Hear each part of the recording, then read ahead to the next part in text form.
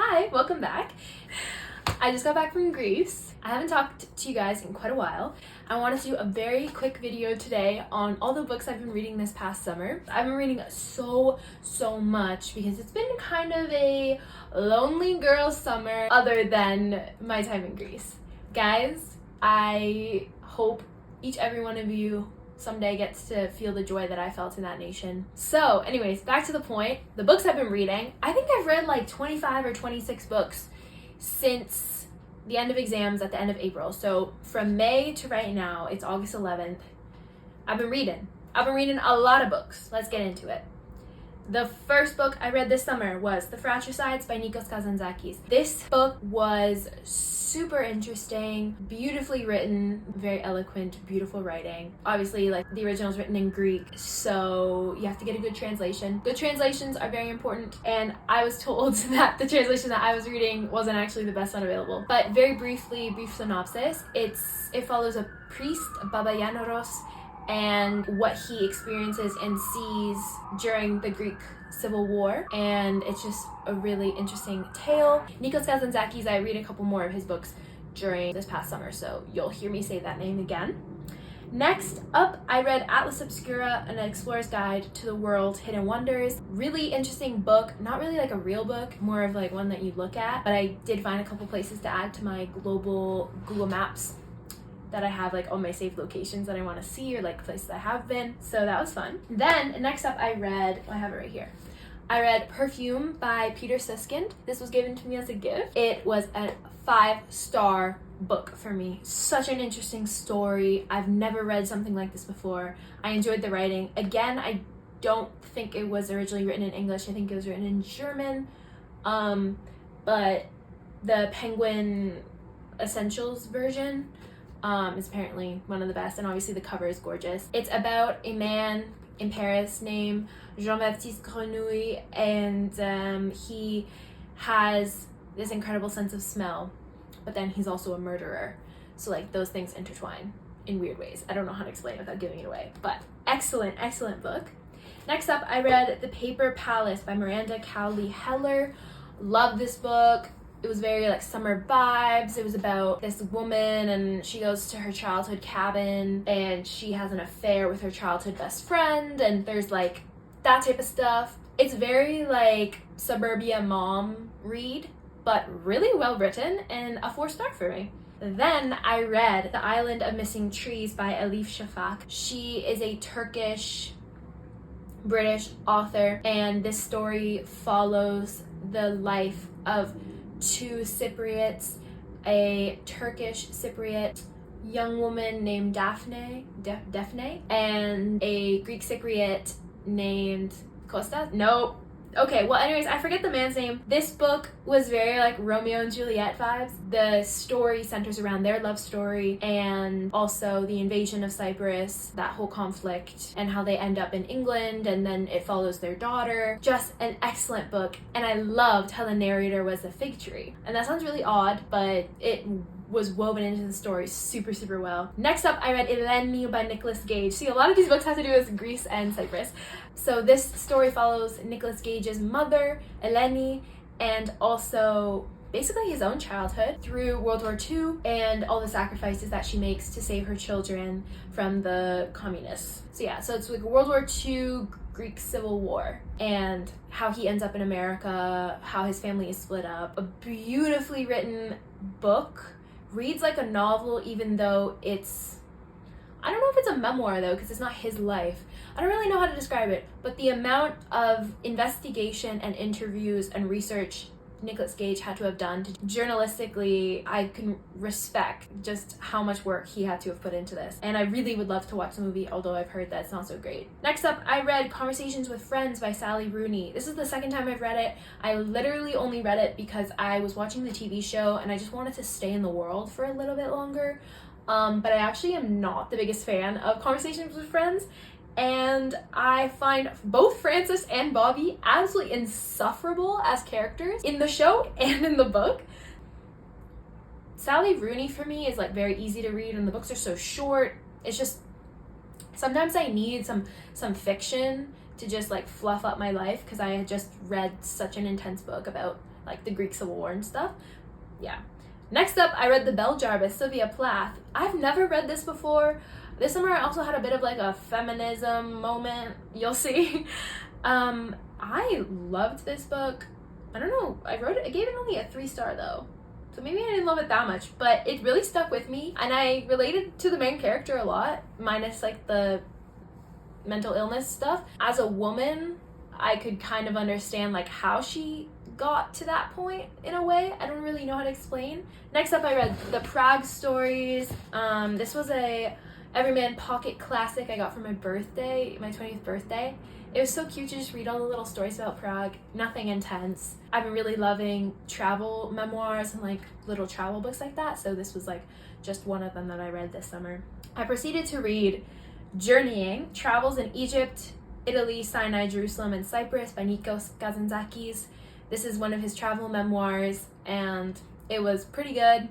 But then I read Journey to the Morea, Travels in Greece. This is another one of Kazantzakis' memoirs, travel memoirs, and I enjoyed this one a lot more.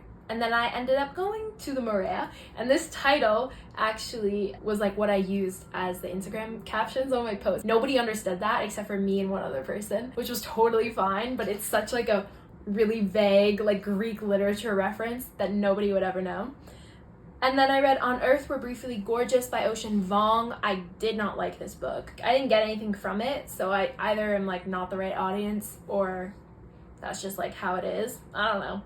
Then I read Tomorrow and Tomorrow and Tomorrow. This is about 2 video game developers. I don't know, like it was fine. I gave it 2 stars. Also, I'm a really hard reader to please. 4 and 5 stars are pretty rare.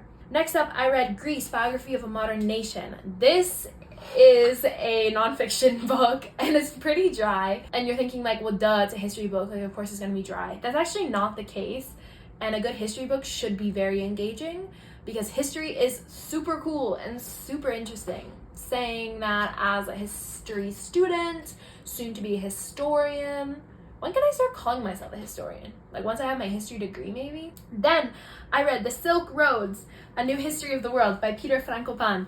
Oh my god, guys. Okay, so this is an example of a history book that is not dry and is not boring and is actually accessible to like the general public because I got so much from this as a history student, but at the same time, like it wasn't hard to read. It didn't read like a textbook, and I would seriously recommend this to like pretty much anybody who wants to learn more about the Middle East and the Levant and like just the Eastern Mediterranean and that whole area. It was amazing, and I picked up his newest book, which is called The Earth Transformed, An Untold History. This is more based on like environmental stuff, which I'm also super into. I love earth science and geography and everything. If I wasn't studying history, I would either be studying animal science, zoology, which is what I got into another university for, or I'd be doing environmental science and like geography. Yeah, and then I read The Penelopiad by Margaret Atwood. It was fine. I didn't love it, but the chorus was like an interesting concept. Then I read the Selection series super randomly in 2 nights. I read all 3 books. Again, I just needed like happiness and joy. Then I read I Who Have Never Known Men by Jacqueline Hartman. Oh my god, this was an interesting book. Interesting is about just as much as I can say about it because it did disappoint me a lot. I didn't find the main character's musings particularly interesting, and I found the title to be a little misleading because it's like I Who Have Never Known Men, and it's talking about this little girl who's like raised with 35 other women or whatever, and she never meets a man. But her guards are men. She has men in her life, and a lot of her thoughts are around men. Like, I didn't really understand how this was particularly impactful because the idea of it is this little girl never grows up with the influence of men in her life. But the whole story is her being oppressed by men. Even though she doesn't know them, has never spoken to them, she's still being oppressed by men. So I'm like, how is this a commentary on like a world without men? Like, I didn't really understand it. Again, maybe that's on me. I also then read The Ethnic Cleansing of Palestine by Ilan Pappé. This was a good book, 3 stars. My only complaint was it was very heavy on like the policy of the ethnic cleansing of Palestine, which isn't what I thought it was gonna be. If I could choose, I would much rather read a book about the experience of the Palestinians during the ethnic cleansing rather than like just a book that's like, on this day this person decided this, and on this day this unit of this so and so part of the army did this. Like, that just wasn't what I was looking for when I was trying to learn more about it. So that was my complaint. And then I read, this was super random, I had this phase because I was doing this archaeology course throughout the whole summer, and I got really into cycladic figurines. Don't ask me why, I don't know why.